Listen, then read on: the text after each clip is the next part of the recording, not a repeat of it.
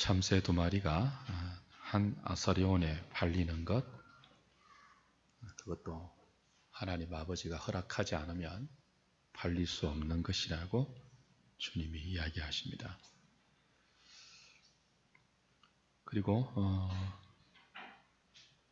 그렇게 시장에서 한 아사리온에 팔리는 참새조차도 하나님의 허락이 아니면 땅에 하나도 떨어지지 아니한다.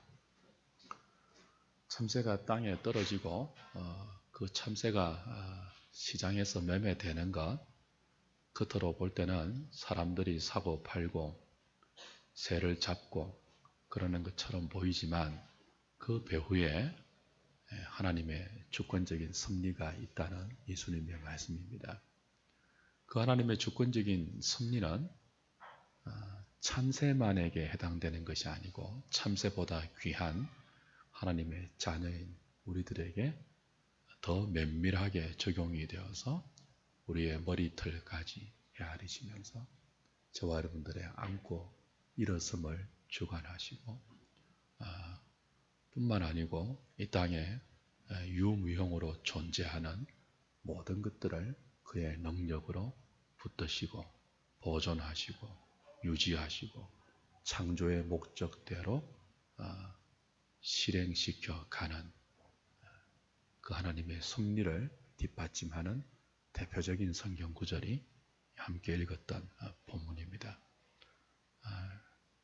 이 본문을 근거로 기초로 두면서 오늘 교회학 15번째 시간 신론의 마지막 시간입니다. 하나님의 섭리에 대해서 교환을 중심으로 해서 좀 공부하도록 하겠습니다.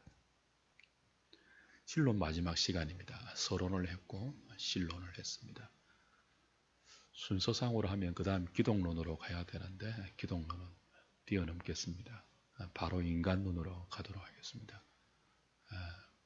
인간론과 구원론 할 때 기독론이 자연스럽게 다루어지기 때문에 중복해서 공부하지는 않겠습니다. 오늘 신론의 마지막 섭리인데 한번 복습해 보실까요? 신론이 크게 세 가지 내용으로 구성되었습니다. 첫 번째는 하나님의 존재였습니다. 하나님의 존재에서 우리가 뭘 배웠죠?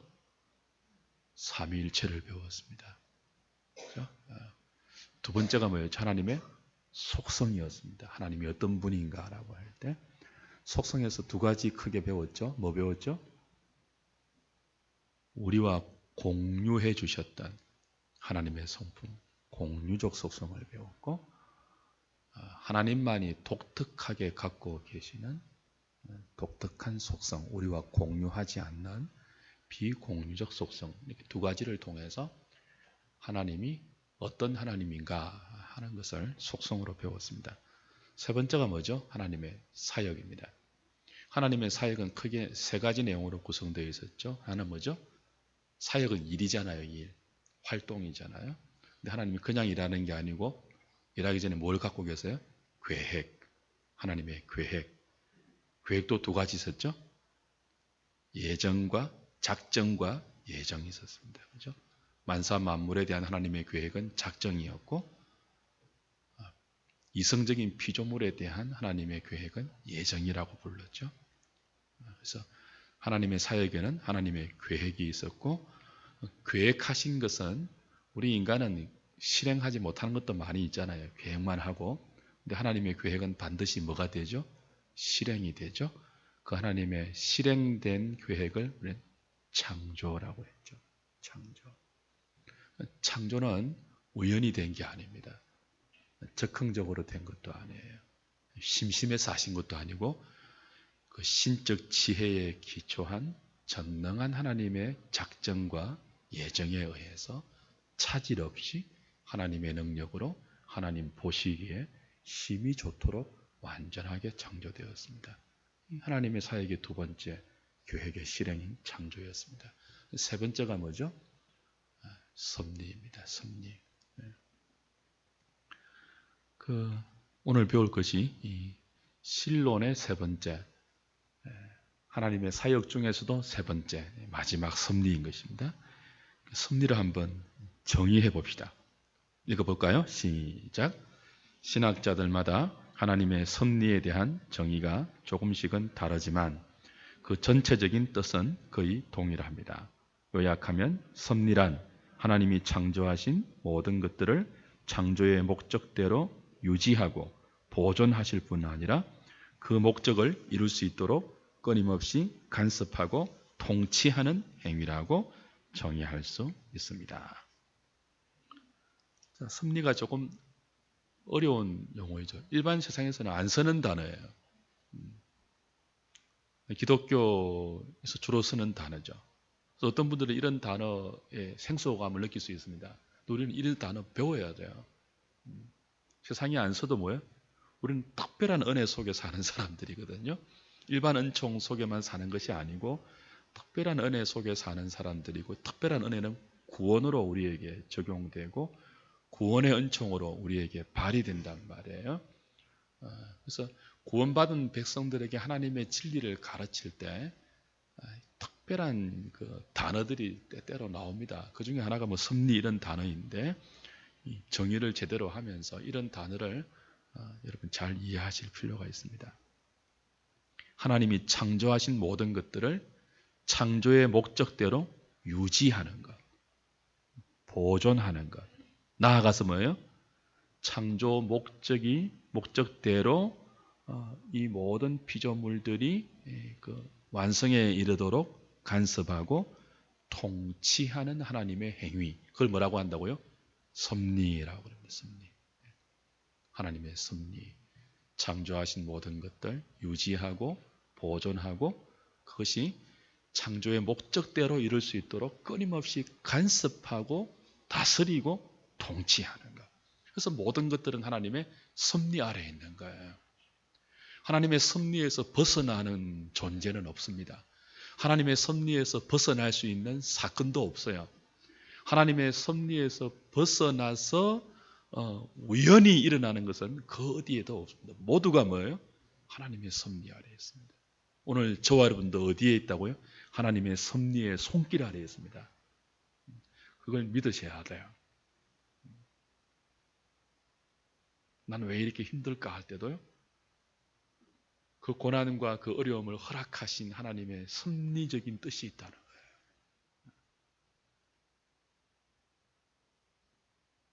참새 한 마리도 뭐예요? 하나님의 뜻이 아니면 땅에 떨어지지 않아요. 하나님의 섭리 가운데 두 아사리온에 팔려요. 하물며 여러분을 하나님이 여러분 마음대로 되도록 내버려 두시겠습니까? 여러분을 지으신 창조의 목적대로 하나님은 여러분의 인생을 아주 세밀하고 합력하여 선을 이루어 가시고 여러분을 절대로 잃지 아니하시고 그 창조의 목적대로 보시기에 심히 좋았던 때보다 훨씬 더 월등한 영광의 상태에 도달하도록 하나님은 여러분의 삶을 섭리하고 계시는 섭리자입니다. 우리는 버려진 고아가 아니에요. 섭리자 되신 하나님의 친백성이고 친자녀예요.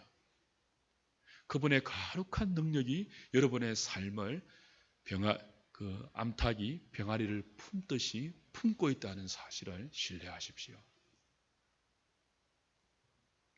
어떻게 섭리하시는가? 하나님의 섭리의 성질입니다. 첫 번째, 하나님의 섭리는 어떤 특징을 갖고 있죠? 주권성을 갖고 있습니다. 보편성이에요. 하나님의 섭리는 주권적으로 이루어집니다. 우리와 의논하지 않습니다. 우리 출애굽기 수요일 날 하나님의 이름 배웠죠. 모세가 하나님 백성에게 이 백성들이 하나님의 이름이 무엇입니까? 라고 물으면 뭐라고 답하라고 했다고요? I am who I am. 나는 나다. 나는 스스로 있는 자다. 그렇게 답하라고 했습니다. 하나님 스스로 계신 분이에요. 그래서 누구에게 영향을 받는 분이 아니에요. 하나님이 저와 여러분들에게 영향을 받는 분이 아니에요. 우리가 하나님 막 높인다고 더 높아지고 안 높이면 낮아지고 우리가 하나님을 인정하면 그제서야 하나님이 되시고 우리가 하나님을 인정하지 못하면 손상을 입으시고 그런 분이 아니에요. 스스로 자존하신 분이에요. 그것이 하나님의 주권이에요. 주권. 하나님의 섭리는 그 누구에게도 영향을 받지 않습니다. 하나님 누구하고 언론하고 그리고 누구의 말에 간섭을 받아서 흔들리시는 분이 아닙니다. 그래서 하나님을 세상을 통치하는, 세상을 유지하고 세상을 보존하시고 세상을 당신의 창조 목적대로 운행시켜 가시는 하나님의 섭리는 철저하게 주권적입니다. 스스로 존재하시는 그분의 주권적인 뜻에 의해서 섭리되어 가는 것입니다. 섭리의 범위는요, 보편적이에요. 모두가 하나님의 섭리 아래에 있습니다. 모든 자연의 법칙, 역사의 진정, 개인들의 다양 화복, 모두가 하나님의 섭리적 관할 아래에 있습니다. 우리가 숨을 쉬고 힘을 입어 기동하는 모든 것, 하나님의 섭리의 관할 아래에 있습니다. 하늘과 땅의 모든 만물과 만사가 스랍들, 천사들로부터 작은 원자에 이르기까지 하나님의 끊임없는 섭리에 의해서 정돈되고 유지되고 진행됩니다. 가장 하찮아 보이는 것들도 하나님의 섭리 속에서 다스려지고 있습니다. 우리의 머리털 하나를 헤아리시고 새 한 마리도 하나님의 뜻이 아니면 떨어지지 않습니다. 제가 요즘 이창용 장로님이 주신 탈모 방지제 바르고 있습니다. 좋더라고요, 장로님. 근데 그 다 하나님의 섭리 아래에 있습니다. 우리 여기 반여조한교회 하효연 목사님이 신대원 동기인데 신대원 다닐 때부터 대머리였습니다. 2년 전에 가발을 했어요. 중생을 경험했다고 합니다. 세상이 새로워 보이더래요. 가발을 하고 나니까. 우리가 모든 것을 할 수 있는 것처럼 보이죠. 모발 이식 수술도 할 수 있고. 그렇지만 그 모든 것이 뭐예요? 하나님의 섭리적 간할 아래에 있습니다. 제가 이렇게 까무잡잡하게 태어나고 싶어서 태어났겠습니까? 우리 형은 훤칠하고 하얗고 멋있었거든요. 저는 우리 엄마 아버지의 그 열성적인 인자만 다 타고 태어나서 어릴 때부터 열등감에 시달렸습니다. 언제 해방되었다고요? 하나님의 주권적인 섭리를 믿음 가운데서 경험하고 내가 하나님 보시기에 가장 좋은 존재로 창조되었다는 것을 믿음으로 신뢰하고 모든 열등감에서 저는 해방될 수 있었습니다. 머리 큰 것도 키 작은 것도 까무잡잡한 것도 더 이상 저를 괴롭히지 못합니다. 자유합니다. 우리 하나님의 섭리 아래에 있습니다. 그리고 그 섭리는 우리를 불행하게 하는 섭리가 아닙니다. 우리를 가장 복되게 만드는 섭리입니다. 보편적인 하나님의 섭리, 주권적인 하나님의 섭리. 두 번째 특징 뭐죠? 그 하나님의 섭리, 보편적이고 주권적인 섭리는 상호간에 밀접한 연관성을 갖고 되어진다는 거죠. 우리의 모든 인간사와 자연의 모든 일어나는 사건들 속에 모두 하나님의 섭리가 서로 간에 톱니바퀴 물려 돌아가듯이 밀접한 관련을 갖고 있습니다. 공중에서 떨어지는 빗방울의 숫자 있잖아요. 눈송이의 숫자. 벌레가 움직이는 그 파동, 물리적 파동. 자라나는 식물. 여러분, 방 안에 그 햇빛이 커튼 사이로 한 줄기 쫙 비치면은 그 어두웠던 방에 비치는 햇살 공간에만 뭐가 보인다고요? 먼지가 보이죠? 먼지가 얼마나 많습니까? 제 마음대로 날리는 것처럼 보이지만 허공 가운데 흩날리는 먼지의 흩날림도 어디에 있다고요? 하나님의 섭리 아래에서 흩날리는 것입니다. 지 마음대로 흩날리는 게 아니에요. 그 무슨 효과라고 합니까? 여기서 탁 치면 저기 가서 효과 나는 거 있잖아요. 버터플라이 효과입니까? 그런 효과. 다 밀접하게 연관이 되어 있습니다. 우리의 머리로는 그걸 못하지만 하나님은 무한한 지혜의 소유자이기 때문에 그렇게 할 수 있죠. 그냥 의미 없이 되는 것이 하나 없습니다. 각각 일정한 원인과 일정한 효과들을 가집니다. 그렇다면 저와 여러분들에게 허락되는 인생의 크고 작은 대소사, 웃을 수 있는 일들, 울 수밖에 없는 그런 사건들 다 어디에 있다고요? 섭리 아래에 있습니다. 좌절하지 마십시오. 염려하지 마세요. 여러분 하나님의 소유입니다. 하나님 안에 있습니다. 하나님의 주권적인 섭리 아래에 있습니다. 세 번째는 뭐죠? 허용성이에요. 모든 것이 하나님의 섭리 아래에 관할되고 있는데 죄와 악에 관해서는 하나님이 죄를 조성하거나 악을 창조했다고 여기서는 안 되죠. 이건 우리 이미 실론 하나님의 계획할 때, 작정과 예정할 때 허용적 작정에서 잠깐 다루었죠. 삼위 하나님은 온전히 거룩하시기 때문에 죄의 창시자나 조성자가 될 수 없습니다. 죄를 주관적으로 허용하시는데 그것조차도 허용하실 때도 죄를 주도하십니다. 팔짱 끼고 어쩔 수 없이 허용하는 게 아니에요. 죄를 허용하시고 악을 허용하시면서도 그 죄와 악을 적극적으로 통제하시고, 그러니까 하나님의 통제와 허락 가운데 허용하시는 범위 가운데서만 악이 진행될 수 있는 것입니다. 죄가 허락될 수 있는 것입니다. 그리고 그걸 방치하는 게 아니에요. 하나님이 그냥 어쩔 수 없이 무기력하게 방치하는 게 아니고 적극적으로 그 죄와 악을 허용하시면서도 통제하십니다. 그리고 합력하여 죄와 악조차도 뭐예요? 하나님의 창조 목적을 이루는 수단으로 지금도 사용되어지고 있습니다. 섭리적인 통제 아래 말이죠. 그래서 악을 얼마나 허용하실지, 어떻게 악을 선으로 극복하실지를 결정하시고 그 안에서 허용하시는 거죠. 정통개혁신학은 언제나 하나님이 우두커니 악을 허용하는 분으로 그렇게 말씀하지 않습니다. 하나님이 적극적으로 능동적으로 악을 낳는 것도 아닙니다. 효과 있게 악을 교제하십니다. 그리고 악에 대해서 감독하시면서 섭리하십니다. 허용적으로 섭리하십니다.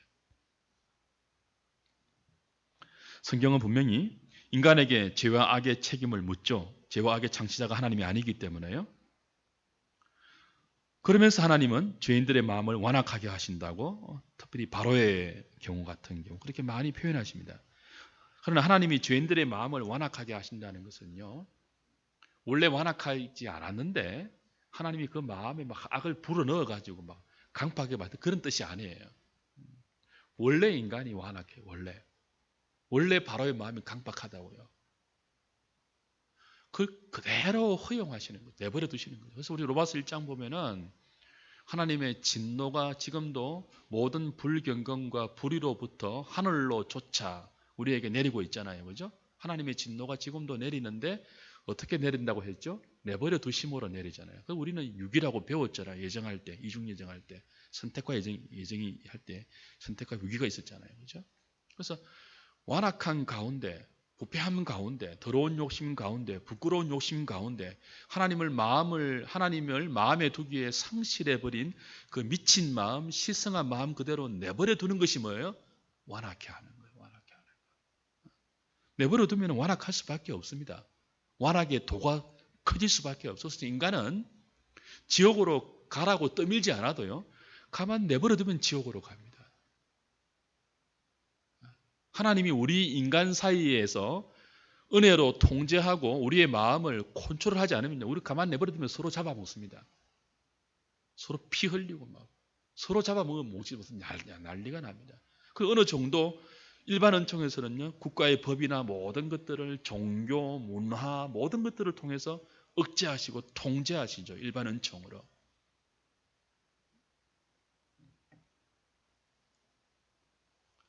그렇게 허용하신다는 것입니다. 그러나 하나님이 죄인들의 마음을 완악하게 하실 때의 경우는 우리의 마음을 특별하게 부드럽게 하실 때와는 같지 않습니다. 후자의 경우는 특별 은총이에요. 구속받은 이에게 새 마음을 주시는 특별 은총이에요. 전자의 경우는 일반 은총에서 더 나아가 내버려 두는 거죠. 배자가 표현한 것처럼 허용은 하나님이 악 속에서 행동하는 것이 아니라 그들을 사탄과 그들 자신의 정욕에 넘겨주신다는 뜻입니다. 세 번째, 섭리의 요소.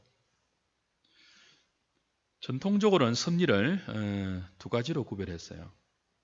보존과 통치, 하나님이 창조하신 모든 것들을 유지하고 보존하는 것과 다스리는 것, 두 가지로 구별을 했는데 17세기 이후부터 화란 개혁파 교의학자들 이름을 쭉 쓰는데 아실 필요는 없습니다.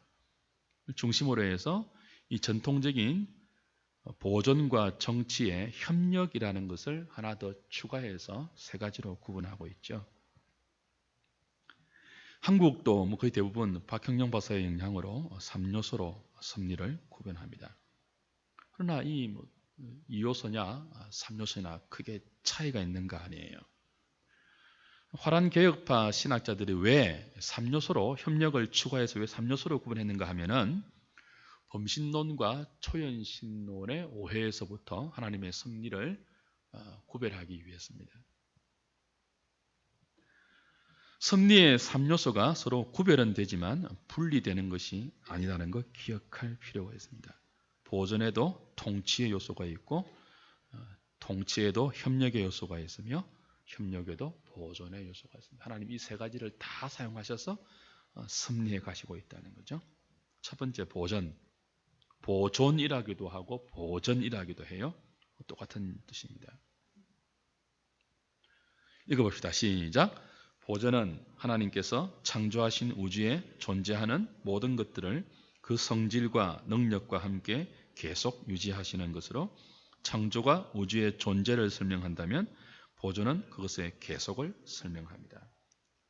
왜 지금 산과 바다와 들과 이 모든 것들이 계속 유지되고 있다고요? 섭리의 무엇 때문에요? 보존의 요소 때문에. 하나님이 능력으로 보존하고 계신 거예요. 연력학 에너지 질량 보존의 법칙. 그냥 그런 법칙에 의해서만 자동적으로 보존되는 게 아니고 하나님의 섭리의 능력이 모든 피조 세계와 우리를 보존하고 계시다고. 두 번째, 협력. 하나님의 섭리는 우리의 존재에만 해당되는 것이 아니고 피조물의 모든 활동, 공작에도 해당되는 것입니다. 이렇게 피조물들의 활동에 하나님이 주권적으로 관계해서 그들과 합작하는 것을 하나님의 섭리 가운데 협력의 요소라고 이제 화란 개혁 신학자들이 그렇게 정의한 거죠. 협력이라는 개념은 라틴어 콩쿠레레 함께 달리다라는 동사에서 나온 것입니다. 구체적인 행동과 사건에서 하나님의 작용과 인간의 작용이 동시적으로 작용한다는 거죠. 그 구별할 수는 없지만 분리할 수는 없지만 우리가 제가 지금 이렇게 안경을 벗어서 들고 있는 이 행동, 이 공작, 이 활동에 뭐예요? 내가 하는 거죠. 저의 주권적인 선택과 저의 주권적인 어떤 것으로 하는 거예요. 근데 이것만 있는 것이 아니고 동시적으로 뭐가 작용한다고요? 하나님의 섭리의 협력적 요소가 배후에 작용한다고요. 그렇죠?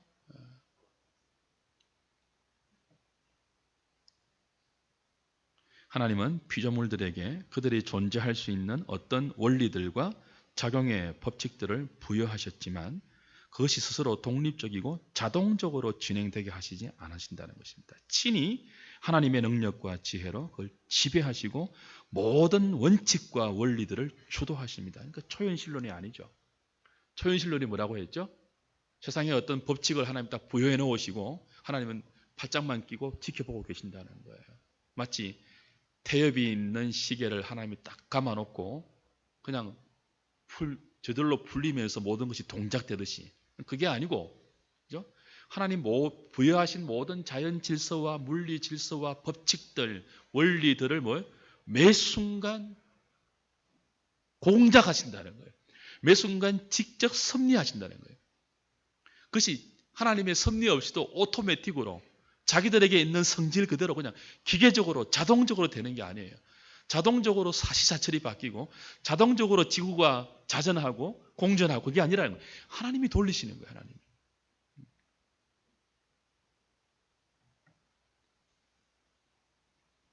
즉 하나님의 협력은 사람의 능력과 서로 통하되 그것이 흡수되거나 파멸되거나 상쇄되지 아니하고 하나님의 신적 지혜에 의해서 그죠?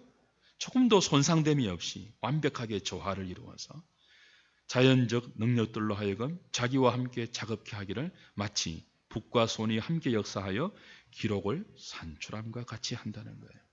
그래서 하나님의 협력의 이 요소가 섭리에 포함될 때 제1원인의 부정, 초현실론이죠. 제1원인인 하나님의 간섭을 부정하는 것, 지 마음대로 되는 것, 초현실론. 혹은 무신론, 그것들을 극복할 수 있고요. 제2원인의 부정, 인간에게 주어진 우리의 어떤 책임, 모든 것이 신이라는 범신론, 이런 사상의 오리를 다 극복할 수 있는 장점이 있기 때문에 11세기 이후의 화란 신학자들은 하나님의 섭리의 두 요소 가운데 이 협력이라는 세 번째 요소를 추구했던 것입니다. 세 번째, 통치. 말 그대로 정치예요. 통치. 자신의 영광을 위해서 만물을, 창조하신 만물을 목적 있게 통치하시고 자신의 신적 계획의 성취를 확실하게 하는 하나님의 계속적인 사역 활동입니다. 하나님이 우주를 통치하시는데 누구를 통해서 하신다고요? 그리스도를 통해서 통치하십니다. 그리고 피조물들의 성질에 적용해서 통치하십니다. 협력과 더블되는 게 있죠. 그래서 하나님이 온 우주를 통치하시는데 그리스도를 통해서 하시고, 그리스도는 또 누구를 통해서 하신다고요? 교회를 통해서 하시잖아요. 우리 에베소서 본 것처럼. 그래서 머리 대신 그리스도가 몸된 교회를 통해서 온 세상을 통치한다고요. 이미 영적으로 우리는 그리스도와 함께 하나님 보좌 우편에 앉아 있으면서, 그렇죠? 그래서 하나님은 교회를 통해서 하늘과 땅의 모든 것을 그리스도 안에서 통일하게 하려는 원대한 계획을 가지고 그 계획을 교회를 통해서 실행하고 계시며 섭리적으로 정치하고 계십니다. 통치하고 계십니다. 교회도 뭐죠? 그리스도의 삼중 직분을 반영해서 목사, 장로, 집사라는 이 직분을 통해서 하나님의 통치가 여기에 임하고 있는 것이고, 이 하나님의 통치가 교회를 통해서 세상 속에도 변함없이 우리는 모르지만 주권적인 섭리 가운데 모든 영역 속에 흘러가고 있는 것입니다.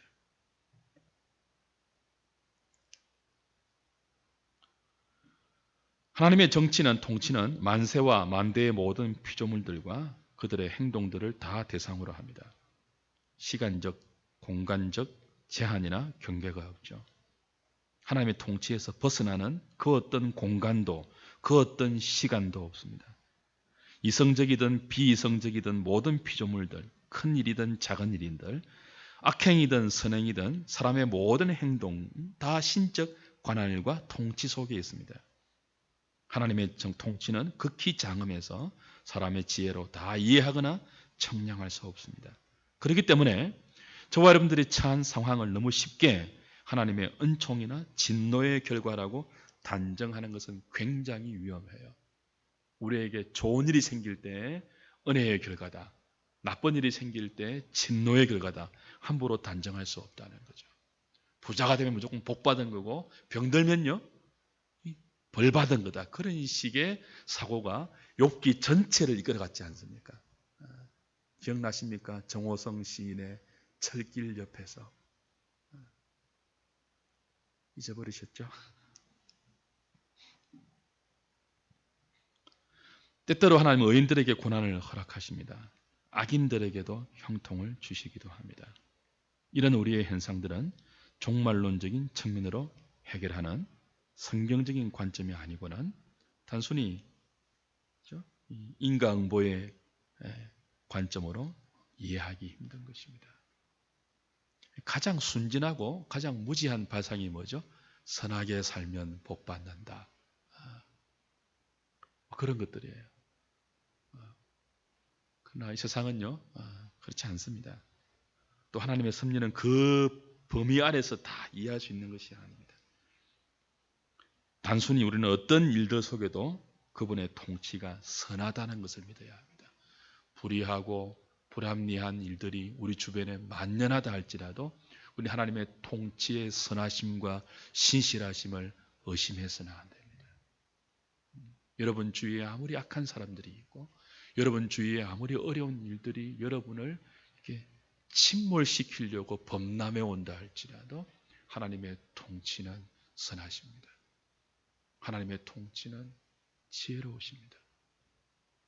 하나님은 그때에도 찬송받기에 부족함이 없는 분입니다. 설령 이런 비유는 이런 정말 극단적인데 설령 제가 지옥에 간다 칩시다. 그런 일이 있을 수는 없겠지만 설령 그래도 하나님은 선하신 분입니다. 그게 믿음이에요. 지옥 끝자락에 제가 끌려간다 칩시다. 믿음 있는 사람은 뭐라고요? 하나님의 선하심을 부정하지 않습니다. 내가 고통당하면 하나님이 선하지 않는 것이고 그게 아니죠. 나와 상관없이 하나님 선하신 분입니다.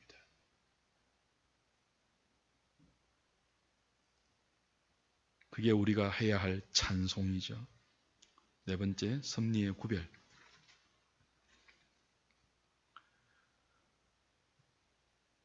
크게는 일반 섭리와 특별 섭리로 구별할 수 있습니다. 일반 섭리는 우주의 만사 만물을 질서 있고 조화되게 유지하여 가시는 것. 특별 섭리는요, 그 만사 만물 중에 각사각물로 하여금 전체와 관련해서 뜻있게 목적 있게 진전되게 하는 거예요. 그 일반 섭리는 큰 틀이죠. 특별 섭리는 아주 세밀한 틀을 이야기합니다. 그러나 이 두 섭리는 서로 다른 두 종류가 아니고 같은 섭리의 두 활동이죠. 특별히 특별 섭리는 자주 이성적인 피조물, 특별히 하나님 백성들을 위한 하나님의 특별한 돌보심과 간섭으로 나타나는 경우가 많습니다. 기도에 대한 응답, 특별 섭리예요. 고통에서 건져주시는 것, 위험에서 보존해 주시는 것, 이거 다 특별한 하나님의 섭리에서 일어나는 은혜이죠. 칼빈은 우리가 지금 일반 은총이라고 부르는 것들을 섭리에서 다루었습니다. 일반 섭리에서 다루었죠. 하나님께서 자기 백성들에게 구원의 선물을 주시는 것과 같이 불신자들에게도 생명을 주시고 건강을 주시고 지능을 주시고 사랑과 열정과 우정과 직업과 가족과 문화와 정부와 예술과 과학의 모든 혜택들을 선물로 주셨습니다. 보편적으로 주셨고 일반적으로 주셨습니다. 은혜로 주셨습니다. 해와 비를 악인과 선인에게 비추시고 어려운 자와 불의한 자를 가리지 아니하고 다 주시죠. 이 일반 은총을 칼빈은 일반 섭리에서 다루었습니다. 하나님은 특별 은총인 말씀을 통해서 교회를 다스리듯이 일반 은총을 통해서 모든 불신 세상을 엄밀하게 다스려 가십니다. 그런 면에서 존 머리가 일반 은총이 죄를 억제하는 요인이 된다. 하나님 자신의 진노를 억제하는 요인도 된다고 본 것은 굉장히 기억해야 할 말입니다. 그래서 우리는 일반 은총을 중요하게 여겨야 합니다. 그 일반 은총에 의해서 최선을 다해야 됩니다. 왜요? 그게 죄를 억제하는 하나님의 손길이니까요. 주님 다시 오실 때까지 택한 자가 다 부름받기까지 하나님께서 역사를 보존하시고 유지하는 중요한 수단이 일반 은총이기 때문에 우리는 이 일반 은총에서 일반 섭리를 잘 이해하고 거기에도 최선을 다해서 성실하게 살아내야 되는 거죠. 두 번째는 통상 섭리와 비상 섭리로 나눌 수 있습니다. 구별할 수 있습니다. 보통의 경우 하나님의 섭리는 기정의 자연 법칙을 주관하시면서 섭리하십니다. 제2원인을 통해서 많이 섭리하시죠. 해가 아침에 동쪽에서 떠오르게 하는 것. 과학적으로 말하면 복잡하지만요. 그런 거. 물이 0도씨 이하에는 얼게 하시는 것. 물이 100도씨 이상에서는 기화되게 하시는 것. 하나님의 제2원인적인 하나님의 섭리 가운데 제2원인을 통해서 역사하는 거예요. 이거 통상섭리라고 그래요. 왜 우리가 물에 들어가면 가라앉죠? 물보다 비중이 높기 때문에 그렇죠. 이런 모든 법칙들이 제2 원인을 통한 하나님의 통상섭리예요. 비상섭리는 뭐죠? 그 제2 원인의 매개 없이 바로 하나님께서 일하시는 것입니다. 물에 들어가면 우리 그럴 수 없잖아요. 그죠? 근데 이 비상섭리가 뭐라고요? 베드로 걸었잖아요. 예수님 보고 걸었잖아요. 이건 그 통상섭리로 이해가 안 되는, 통상섭리는 뭐예요? 빠져야 돼요. 물보다 사람이 비중이 높으니까요. 근데 베드로 걸었잖아요. 주님처럼. 뭐죠? 비상섭리. 비상섭리를 다른 말로 뭐라고 한다고요? 이적이라 그래요. 이적. 기적이라 그래요. 제2 원인의 매개 없이 곧바로 하나님, 제1 원인자인 하나님에 의해서 곧바로 어떤 목적을 성취하는 거예요.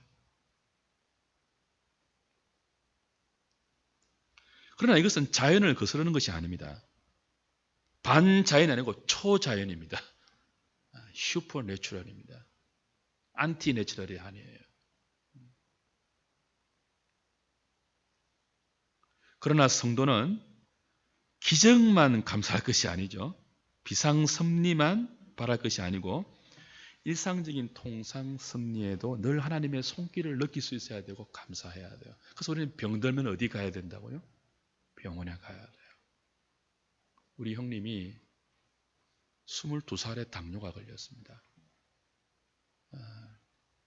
그때는 약국이 다 그냥 조제를 했잖아요. 의사의 처방 없이도. 손에 자꾸 껍데기 벗겨지고 이래서 약국에서 의사의 조제로 약을 지어서 몇 달을 먹었는데 그게 너무 독한 약이었어요. 이 곰팡이균이라고 하면서 약사가 곰팡이를 죽이는 약을 조제한 거예요. 그래서 그 독한 약이 췌장을 다 상하게 했어. 우리 집안은 당뇨 환자가 아무도 없는데 형이 췌장을 상해서 당뇨병 환자가 되었습니다. 군대를 못 갔습니다. 그래서 우리 이모님이 이제 한의사거든요. 우리 외가 쪽이 다 한의 집안이에요. 그래서 그 소식을 듣고 약을 이제 지어서 보낸 거예요. 그때 우리 어머니의 믿음은 하늘을 찌를 기세였습니다. 기적을 경험하고 모든 은사를 가지신 분이기 때문에 그 약 어떻게 되었을까요? 곧바로 쓰레기통에 갔죠. 그리고 형의 병은 더 깊어졌습니다. 뭘 무시한 거예요? 통상섭리를 무시한 거예요. 요즘도 그런 분들이 있어요, 없어요? 있을 수 있죠.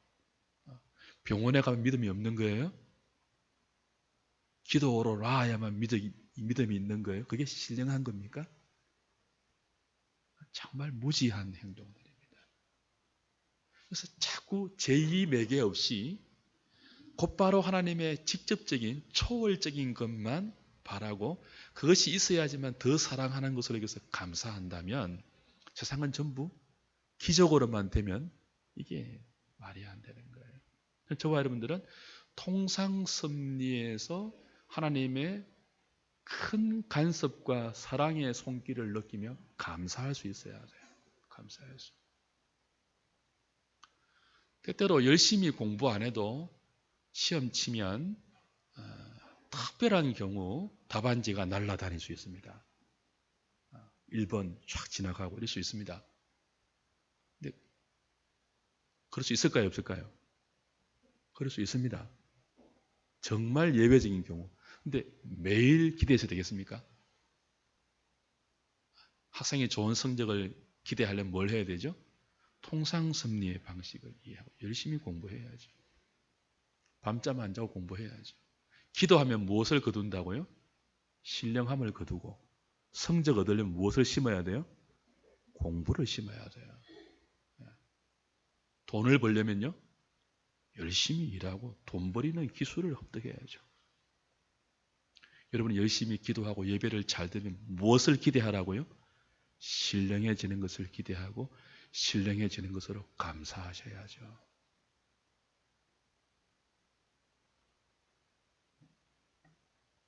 다섯 번째 마지막입니다. 섭리를 대하는 우리의 자세 읽읍시다. 시작. 하나님의 섭리를 우리는 책임에서 벗어나게 하지 않습니다. 하나님의 섭리를 말하면 자신의 악함과 연약함을 하나님의 탓으로 돌리는 것은 또 다른 죄입니다. 하나님의 섭리는 우리의 사악함을 무죄로 만들어주는 교리가 아닙니다. 한편 섭리의 교리는 우리에게 큰 위로를 줍니다. 만사가 하나님의 작정 가운데 이루어지고 하나님께서 그의 백성들을 친히 돌보시고 다스리신다는 것은 얼마나 큰 위로인지요. 하나님의 섭리에 대한 확신이 없으면 삶은 견디기 힘든 것이 될 것이지만 섭리에 대한 확신 때문에 신자는 많은 악에 둘러싸여 있어도 소망을 가질 수 있는 것입니다.